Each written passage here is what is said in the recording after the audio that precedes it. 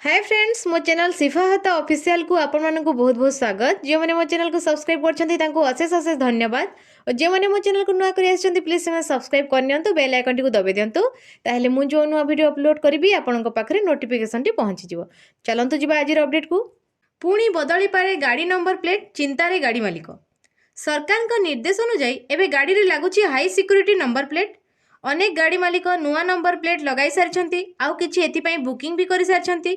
एथिपाई बहु वाद विवाद हैला आउ शेषरे सरकार निष्पत्ति मानिबाकू बाध्य हेले गाड़ी मालिक। किंतु कई मास भितरे एही नंबर प्लेट भी अकामी हो जाई पारे बोली आशंका करा जाउछि। जातीय राजपथ रे कोनोसी असुविधा को दूर करिवा पई national highway authority of India उन्नत ज्ञान कौशल ANPR व्यवहार करने जाउछि। तेबे एथिपाई नंबर प्लेट बदली पारे बोली चर्चा आरंभ हो गलानी। आउ एही खबर साधारण लोकन को चिंतारे पकाइछि।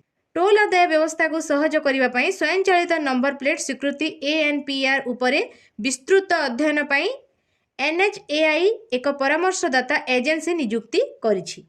गत किछि दिन तले राज्यसभा लिखित उत्तर जवाब दे एभली सूचना दैछंती सड़क और परिवहन मंत्री नितिन गडकरी। तेबे केंद्र सरकार को एभली निष्पत्ति रे साधारण लोक समस्या भोगुछंती बोली कहिछंती सड़क सुरक्षा विशेषज्ञ। टोल आदाय प्रक्रिया को सहज करिवा पई गाड़ी रे फास्टैग व्यवस्था करागला, किंतु एहार सेभली कोनोसी प्रभाव पड़लानी। टोलगेट रे गाड़ी रो लंबा धाड़ी पूर्व भली लागी रहिला। एथिपाई एबे केंद्र सरकार ANPR व्यवस्था करने को जाउछंती। आगकू टोलगेट उठाई जातीय राजपथ रे अत्याधुनिक कैमेरा लगाइबे सरकार। नंबर प्लेट को स्कैन करिवो, एही कैमेरा आउ टोल बाबद को टंका आपणक अकाउंट रु कटिजिवो। एथिपाई गाड़ी रो नंबर को अकाउंट सह जोड़िबा को पड़िवो।